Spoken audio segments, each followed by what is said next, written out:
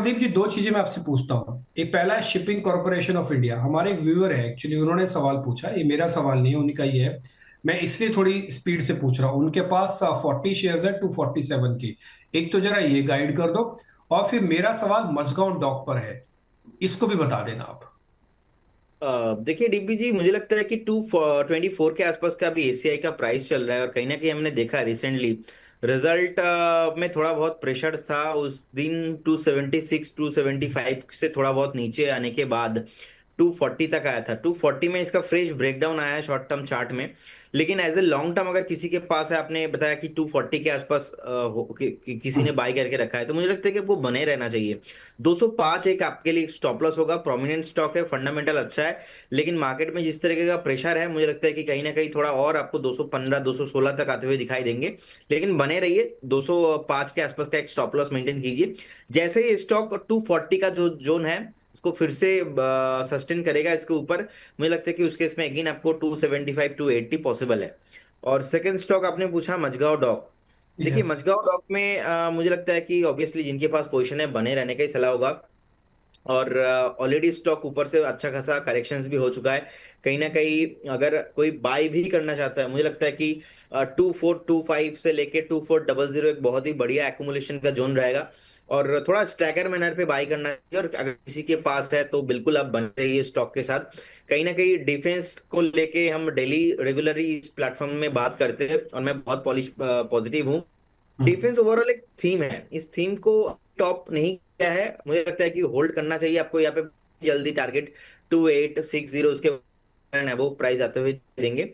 थोड़ा टाइम दीजिए, थोड़ा शॉर्ट टू मीडियम टर्म का व्यू, 5 to 6 मंथ का व्यू यहाँ पे होना चाहिए। अबव 3000 आपको प्राइस दिखेंगे। ठीक है।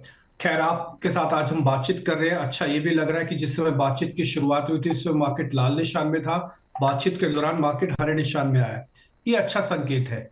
ये बुल्स के लिए बहुत अच्छा संकेत है। लेकिन फिर भी प्रदीप जी की बात को और मेरी बात को आप इस चीज का हमेशा ध्यान रखिएगा कि आपको मार्केट से मोह नहीं पालना है। भाव और भावनाओं का खेल है पूरा, कुल मिला के बाजार। भावनाओं से दूर रहना, भाव के साथ चलना। जो मार्केट का डाटा कहता है वही करना। यूफोरिया से मत बहना। 26,200 पे ऐसा लग रहा था कि बाजार कहीं मिलेगा ही नहीं। 25,800 पे खरीदा नहीं जाता। इसी को ही यूफोरिया कहते हैं। इसी को ही पागलपन कहते हैं कि जब सबसे ऊपर होता है तब आपसे रुका नहीं जाता, और जब एक्चुअल में मार्केट मिलता है तब खरीदा नहीं जाता। इसलिए भावनाओं के साथ छोड़ के भाव का ध्यान रखिएगा।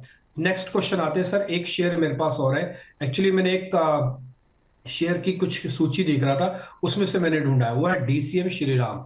आज वह गिरी 5 साढ़े 5% ऊपर है। और वैसा देखा जाए तो इसने आउट परफॉर्मेंस भी दिया है। ये मैं नए वालों के लिए नहीं पूछ रहा, जिनके पास पड़ा है उनके वालों के लिए बता दीजिए बस। देखिए मुझे लगता है कि अगर किसी के पास है तो डेफिनेटली आप बने रहिए स्टॉक के साथ, क्योंकि ओवरऑल चार्ट पैटर्न बहुत ही अच्छा लग रहा है। एंड कहीं ना कहीं मुझे लगता है कि ये जो रैली आया है ये कंटिन्यू होना चाहिए।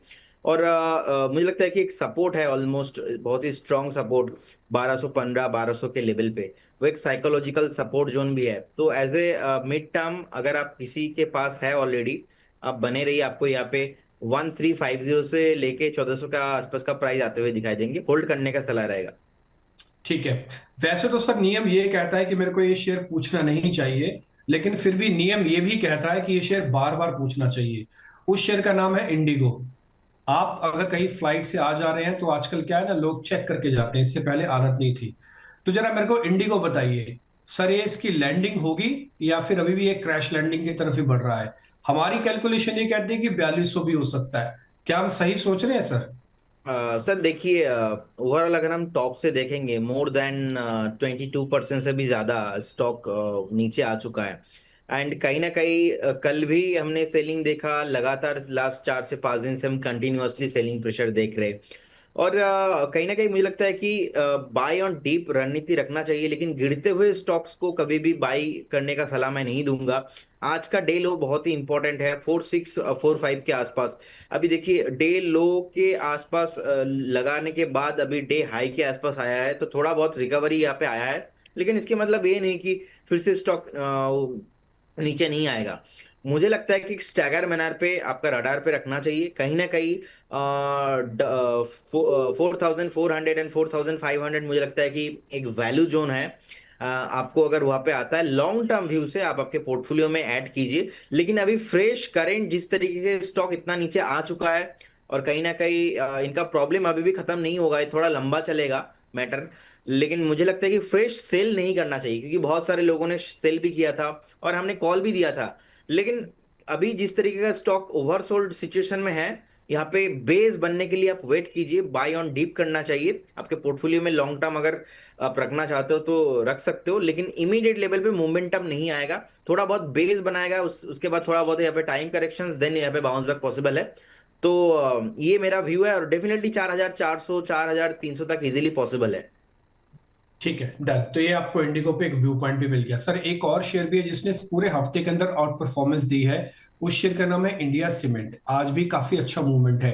एक बार इसका हफ्ते भर का चार्ट भी दिखाइएगा इंडिया सीमेंट का, ताकि थोड़ा आपको आइडिया लग पाएगा कि अच्छा शेयर पकड़ा कैसे जाता है। सर एक बार जरा इंडिया सीमेंट पे आपका ट्रेड, आपका व्यू पॉइंट। देखिए, मुझे लगता है कि अगर किसी के पास पोजीशन है तो डेफिनेटली आपको बने रहना चाहिए। ओवरऑल एक अप ट्रेंड में है स्टॉक, और डेली चार्ट में भी अप ट्रेंड में है, वीकली चार्ट में भी अप ट्रेंड में है। 445 450 ऑन द वे, एक स्टॉप लॉस आप 385 में मेंटेन कीजिए और बने रहिए स्टॉक के साथ।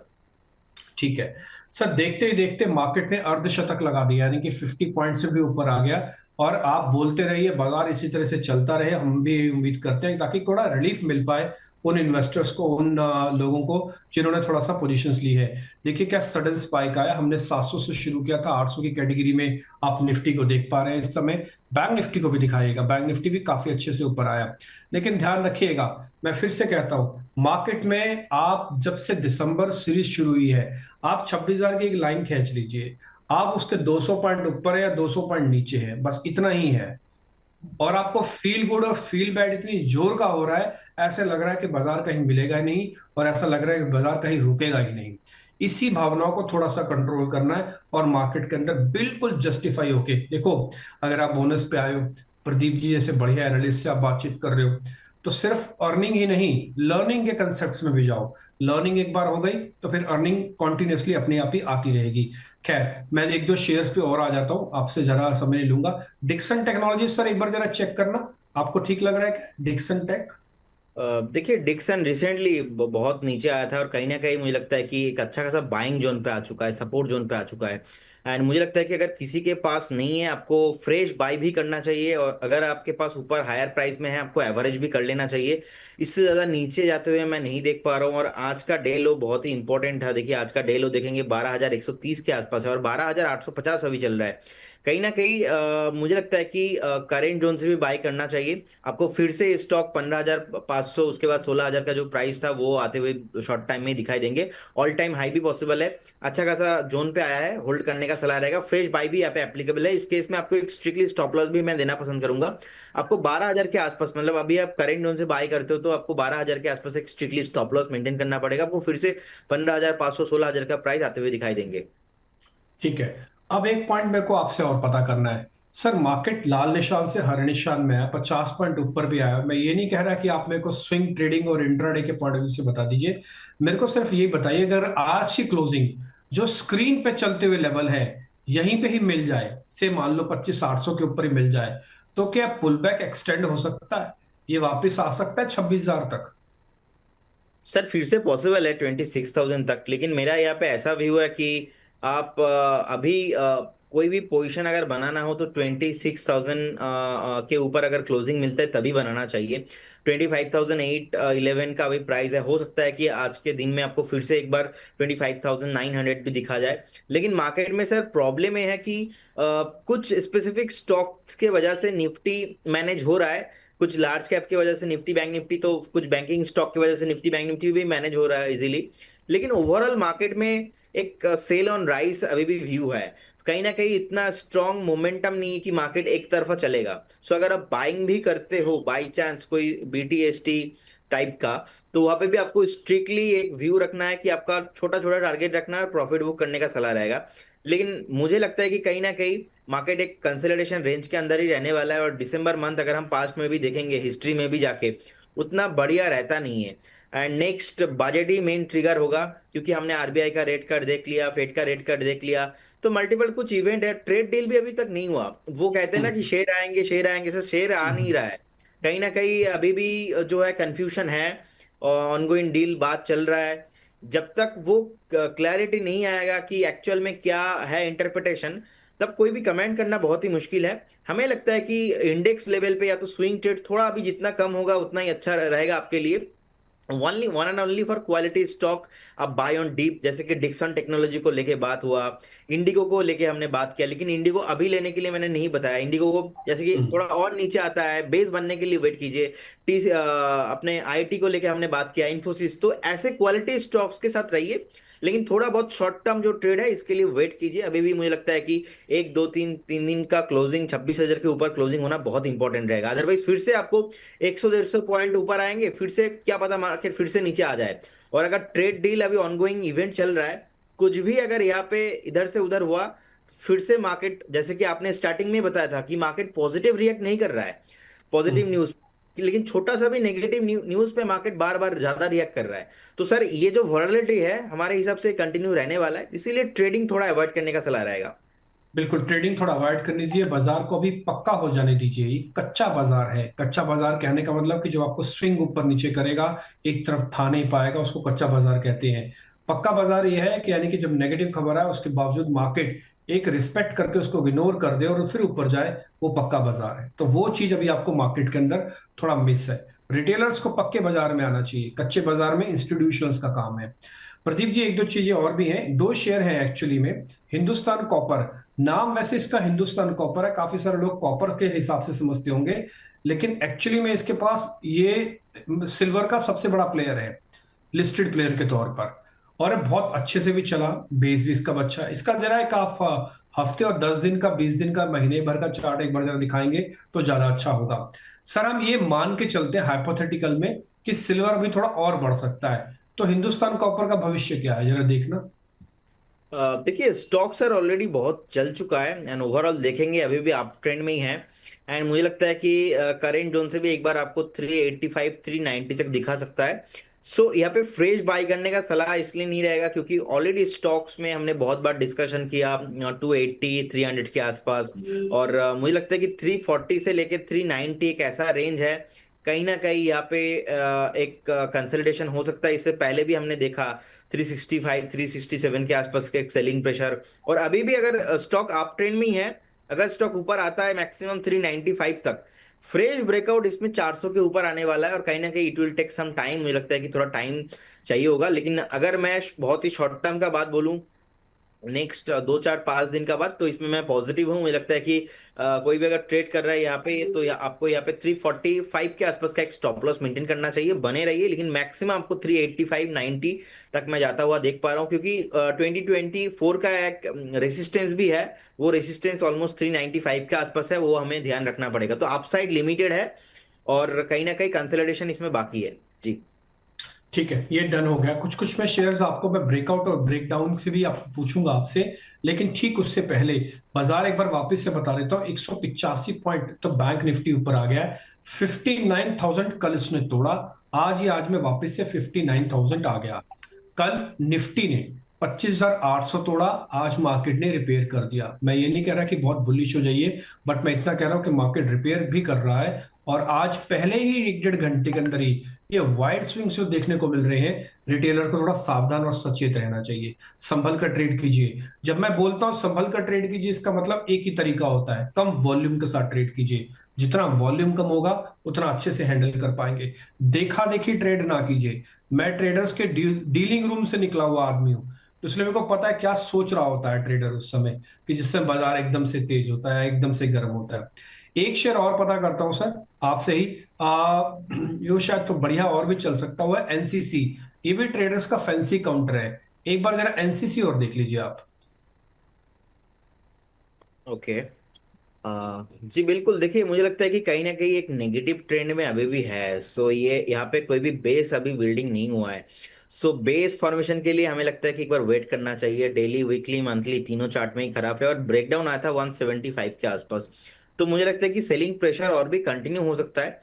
स्टॉक में रैली पॉसिबल होगा 173 174 एंड अबव, तो उससे पहले नहीं। ठीक है, तो फिलहाल अभी थोड़ा रुक के चले सर फिर।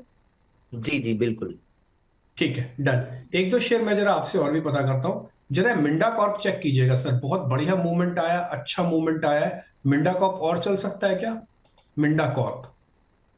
डेफिनेटली डिम्पी जी, बिल्कुल पॉसिबल है। ये स्टॉक पर्टिकुलर डिस्क्लेमर देना चाहूंगा, हमारे मॉडल पोर्टफोलियो में भी है। और 586 के आसपास का भी प्राइस है, और हमें लगता है कि फंडामेंटल स्ट्रांग है, एंड कहीं ना कहीं कंसोलिडेशन एक नैरो रेंज के अंदर फंसा हुआ है बहुत टाइम से। और जिस तरीके का एक फोर्थ टाइम बॉटम बनाया था ऑलमोस्ट 480 से 450 के रेंज पे, उसके बाद का ब्रेकआउट कहीं ना कहीं लॉन्ग टर्म में, मिड टर्म में मुझे लगता है कि सस्टेन होने वाला है। अगर आप बाई करके भी जाते हो तो आपका 750 से 800 का टारगेट होना चाहिए। नेक्स्ट 7 से 8 महीने आपको होल्ड करने का सलाह रहेगा। स्टॉप लॉस यहाँ पे आपको ऑलमोस्ट 480 के आसपास होना चाहिए। तो बिल्कुल अगर किसी के पास है तो बने रहने का सलाह होगा स्टॉक में। ठीक है, मैं एक व्यूअर का भी सवाल ले लेता हूँ, उनका नाम भी बोल देता हूँ। उनका नाम है सुमित। आपको फॉलो करते हैं, आपको थैंक यू भी कर रहे हैं। वो ये कह रहे हैं कि मेरे पास सर जिंदल स्टील है, JWL है, माफ कीजिए, कि 10 शेयर है, 558 पर है। बताइए सर मैं क्या करूं? JWL सर सर्च करेंगे आपको मिल जाएगा। देखिए, जुपिटर वर्गन JWL बेसिकली तो यस बहुत टाइम सर। से हम देख रहे हैं सर, मंथली वीकली चार्ट में एक नेगेटिव ट्रेंड कंटिन्यूअसली है, और एक चार्ट में अभी भी वीकनेस है। और ये कहीं भी सपोर्ट लेने का नाम नहीं ले रहा है, और बार बार नीचे आ रहा है। लेकिन एज पर द हिस्ट्री अगर हम देखेंगे, अक्टूबर 23, और उसके बाद 24 फरवरी, और उसके बाद इस साल भी एक सपोर्ट लिया था ऑलमोस्ट 260 से लेकर 250 के रेंज पे एक सपोर्ट है। हमें लगता है कि फ्रेश बाई तो बिल्कुल नहीं करना चाहिए, और एवरेज भी आपको नहीं करना चाहिए। कहीं ना कहीं ओवरऑल स्पेस नहीं चला, तो आपको अभी परफॉर्मेंस आते हुए नहीं दिखा देंगे। अगर कोई भी उछाल आता है, उस उछाल में एग्जिट करने का ही सलाह रहेगा। लेकिन अगर आपका बाइंग, जैसे कि आपने बताया कि बहुत ऊपर का बाइंग है, तो मुझे लगता है कि it will take few months, और आपको 4 से 5 महीना वेट करना पड़ेगा। 240 का स्ट्रिक्टली स्टॉप लॉस फॉलो कीजिए, चाहे न्यूज कुछ भी हो, सेक्टर कुछ भी हो, स्टॉक कोई भी हो। 240 के नीचे आपको स्टॉक को देखना नहीं है, उसके नीचे आपको एग्जिट करके निकलना है। क्योंकि उसके नीचे गया तो ये और भी नीचे आ सकता है। आई बिलीव यहाँ से सपोर्ट लेके फिर से बाउंस बैक आपको आते हुए दिखाई देंगे। 300 के ऊपर इसमें फिर से रैली पॉसिबल होगा। ठीक है सर, एक शेयर है, अगर आप उसको डेली बेसिस पर चेक करेंगे तो बहुत ही इंटरेस्टिंग है। उसका नाम है हिकल, HIKAL के नाम से है। ये मैं अपनी शीट में नहीं खोली है ताकि मैं आपसे बेहतर तरीके से बात कर पाऊं। मेरे को लग रहा है कि इसका बेस फॉर्मेशन करीब करीब पूरा हो रहा है, और अगर हम 220 230 के एक रेंज का स्टॉप लॉस लगा लें तो शायद हमको रिस्क रिवॉर्ड ठीक मिल जाएगा। जरा गाइड कीजिए सर। मैं ज्यादा जल्दबाजी तो नहीं करूंगा इसके अंदर, बट हाँ, अपॉर्चुनिटी भी नहीं खोना चाहता, तो कैसे करूं ट्रेड फिर? डिस्क्लेमर देना चाहूंगा डिम्पी जी आपको, कहीं ना कहीं हमने आज से 2 दिन पहले ही कॉल दिया था स्टॉक ओके। में। और उसके बाद मेरा टारगेट था ऑलमोस्ट 258, फर्स्ट टारगेट अचीव हुआ। उसके बाद मेरा सेकंड टारगेट है ऑलमोस्ट 275 280 जाने के लिए रेडी हो रहा है। और रिसेंटली हमने एक डिप भी देखा था स्टॉक में, और मुझे लगता है कि आपको यहाँ पे 232 एक स्टॉप लॉस आपको मेंटेन करना चाहिए। इनफैक्ट आप चाहो तो थोड़ा और भी ज्यादा ज्यादा स्टॉप लॉस आप दे सकते हो, क्योंकि आपका रिस्क रिवॉर्ड रेशियो थोड़ा और ज्यादा फेवरेबल हो सकता है। मैक्सिमम 235 में एक स्ट्रिक्टली स्टॉप लॉस मेंटेन कीजिए। बाई भी करके आप जा सकते हो। इस केस में आपका पहला टारगेट जो हो सकता है 275, सेकेंड मुझे लगता है कि 290 तक जाने के लिए रेडी हो रहा है। 294 उससे पहले कुछ रेजिस्टेंस है नहीं ज्यादा। तो डेफिनेटली एक अच्छा बढ़िया कैश का काउंटर है, मुझे लगता है कि आपके पोर्टफोलियो में होना चाहिए। लेकिन मेक श्योर बहुत हाई बीटा काउंटर है, बहुत ज्यादा वॉलेटाइल रहता है, तो क्वांटिटी ज्यादा नहीं होना चाहिए आपके पास। 235 का स्ट्रिक्टली स्टॉप लॉस मेंटेन कीजिए, बने रहिए स्टॉक के साथ। ठीक है, डन। तो हालांकि शेयर हमने अपने हिसाब से पूछा था, लेकिन अच्छी बात यह है कि सर आपके पोर्टफोलियो में भी था, आपने भी इसमें गाइड किया है, तो बात बन गई है। सर एक और शेयर भी है, वो बिल्कुल इसके उलट है। उस शेयर का नाम है दीपक नाइट्रेट। अगर आप देखेंगे वो बिल्कुल इसके उलट है। ये स्ट्रेंथ दिखा रहा है, बेस बना रहा है, और वो वीकनेस दिखाने का शुरुआत कर रहा है। तो जरा दीपक नाइट्रेट और देखिए सर आप। देखिए, चार्ट सर पूरा नेगेटिव है, लगातार सपोर्ट ब्रेक होते हुए नीचे आ रहा है। मुझे जितना समझ में आ रहा है, इस स्टॉक फिर से एक बार आपको 1150 एंड 1100 आने के लिए रेडी हो रहा है। तो सेल ऑन राइज व्यू है, हर एक बाउंस में आपको बेचने का सलाह होगा स्टॉक को। और बहुत ही सतर्क रही है, क्योंकि रिसेंटली जो सपोर्ट था ऑलमोस्ट 1750 के आसपास वो ब्रेक हुआ। उसके बाद हम देखेंगे 1600 के आसपास भी एक सपोर्ट था, वो भी ब्रेक हुआ। सो कहीं ना कहीं और नीचे जाने के लिए रेडी हो रहा है जी। डन। सर एक IGL भी चेक करना। ये IGL मैं इसलिए नहीं पूछ रहा कि ये लोगों को लेना है बेचना है, ये IGL इसलिए पूछ रहा हूं क्योंकि ये ज्यादातर म्यूचुअल फंड्स वालों के पास है, और सभी ने गैस के लिमिटेड स्टॉक्स है, IGL MGL लिए और गेल। तीन ही स्टॉक्स हैं। तो टिपिकली फंड वालों ने भी रखा हुआ है, जो पोर्टफोलियो डिजाइन करते हैं उनके पास भी किसी न किसी रूप में पड़ा हुआ है। तो जरा आईजीएल पे गाइडेंस दीजिए सर। अब देखिए आईजीएल में आप देखेंगे अभी अभी भी वीकली चार्ट नेगेटिव है और सपोर्ट है ऑलमोस्ट 172 तक। मुझे लगता है कि एक बार आपको 175 174 तक नेक्स्ट 2-3 हफ्ते में आपको आते हुए दिखाई देंगे। और मार्केट को भी लेके मैं इतना पॉजिटिव अभी हूं नहीं शॉर्ट टर्म में। तो आपको अभी वेट करना चाहिए, फ्रेश बाई नहीं करना चाहिए। और अगर किसी के पास पोर्टफोलियो में है तो आपके लिए एक स्ट्रिक्टली स्टॉप लॉस 155 के आसपास होना चाहिए।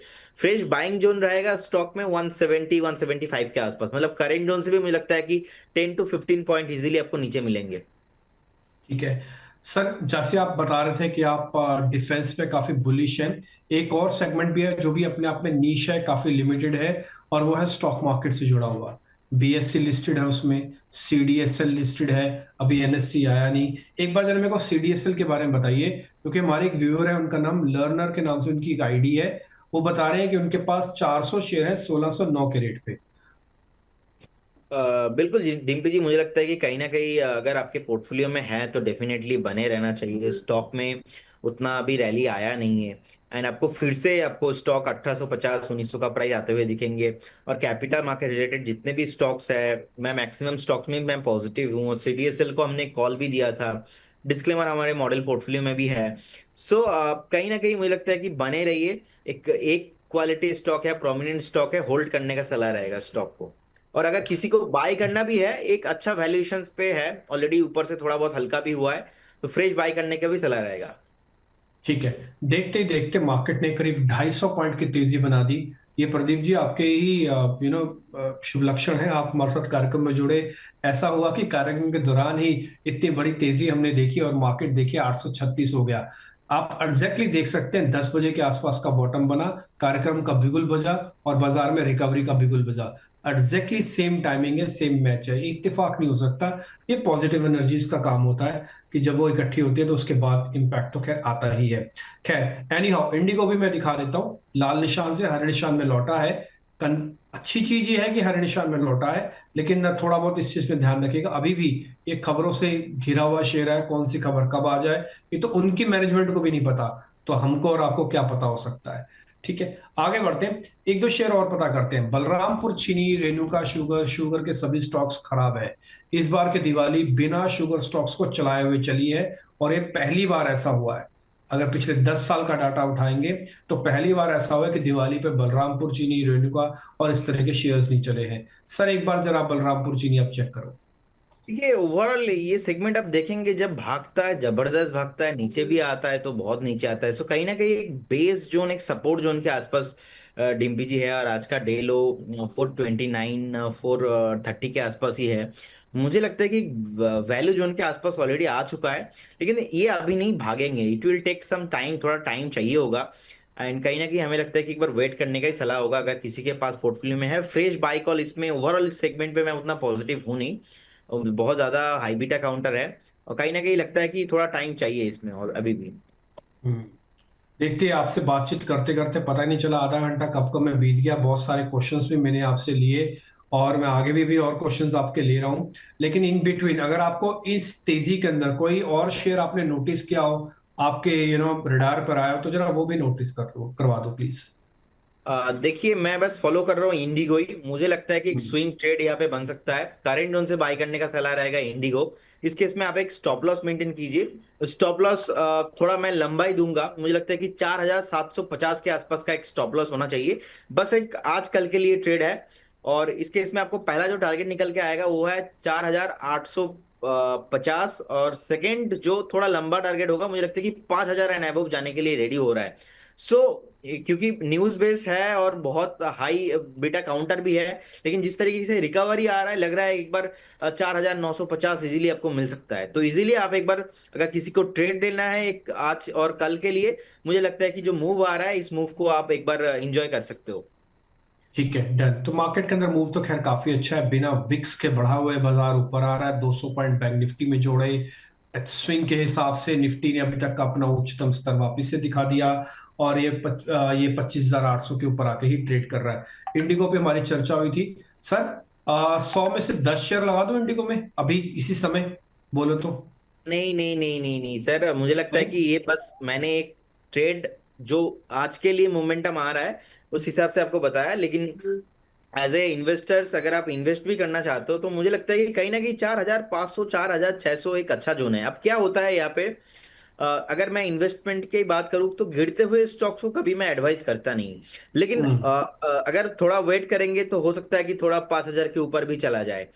तो इस हिसाब से मेरे को लगता है कि सर एक स्टैगर मैनर पे बाय करना चाहिए इंडिगो में, क्योंकि ऑलरेडी एक ओवर सोल्ड सिचुएशन में आ चुका है, और अपने ऑल टाइम हाई से 20% से ज्यादा नीचे आ चुका है।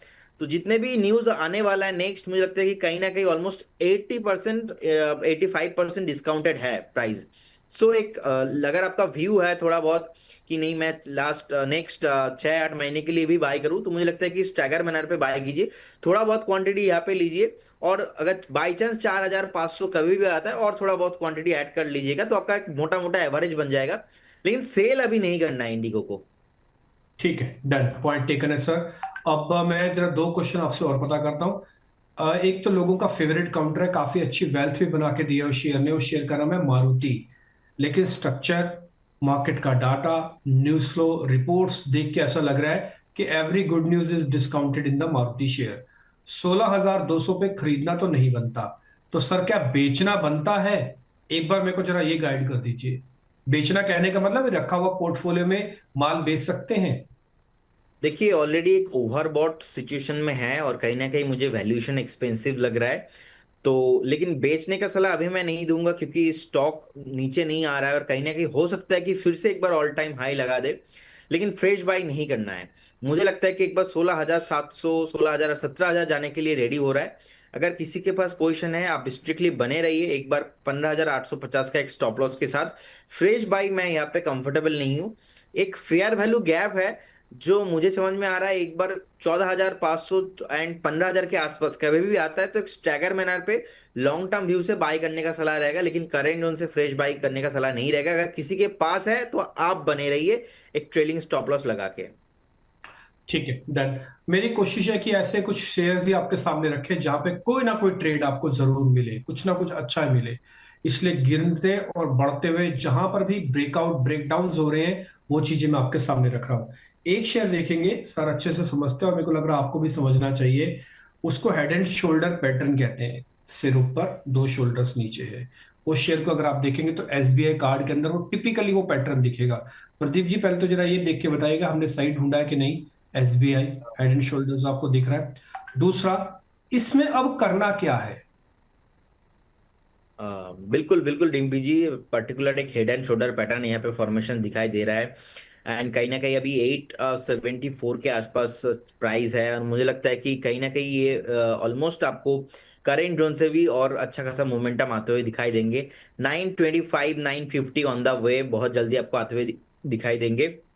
एक शॉर्ट टर्म में सपोर्ट है ऑलमोस्ट 830 के अराउंड। मुझे लगता है कि यहाँ पे आप एक स्टॉप लॉस मेंटेन कीजिए और बने रहिए स्टॉक के साथ। जी। ठीक है, डन। एक और शेयर भी है सर, मैंने लिस्ट में भी आपके सामने नोटिस किया है। उस शेयर का नाम है जेके सीमेंट।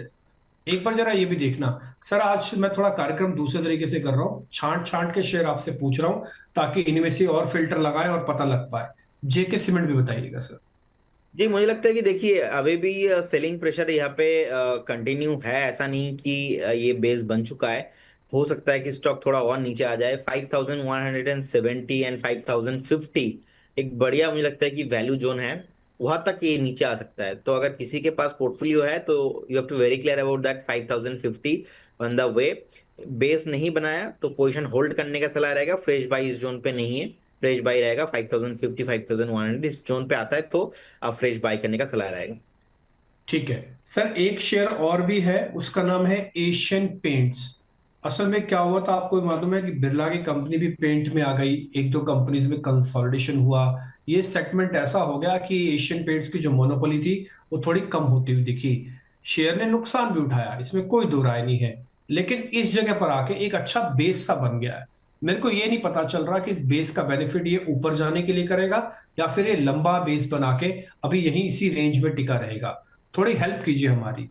ये बेस अ, बना के ऊपर जाने की तैयारी कर रहा है या फिर अभी लंबा खींचेगा ऐसे ही? देखिए पहले तो एक ब्रेकडाउन हो गया था ऑलमोस्ट 2900 के आसपास, उसके बाद हमने देखा स्टॉक सीधा सीधा नीचे आया था 2120 2200 के आसपास। अच्छा खासा बेस फॉर्मेशन हुआ, देन फिर से ब्रेकआउट। सो कहीं ना कहीं ब्रेकआउट होने के बाद एक फिर से एक सेलिंग प्रेशर यहाँ पे आते हुए दिखाई दे रहा है। मुझे लगता है कि करेंट जोन से भी एक बार 100 पॉइंट नीचे आ सकता है, लेकिन अगर आपके पास एशियन पेंट है बिल्कुल अब बने रहिए, क्योंकि स्टॉक का नेक्स्ट टारगेट हमारा कवरेज में भी है कंपनी की तरफ से। मुझे लगता है कि 3250 3300 जाने के लिए रेडी हो रहा है। मिनिमम 1 क्वार्टर आपको टाइम देना होगा, होल्ड करने का सलाह है, लेकिन फ्रेश बाय यहाँ पे नहीं है, क्योंकि जिस तरीके का सेलिंग प्रेशर दिख रहा है, एक बार 2650 2600 ऑन द वे अगर वहां पे आता है तो अगेन आपको एक बाइंग अपॉर्चुनिटी मिलेगा।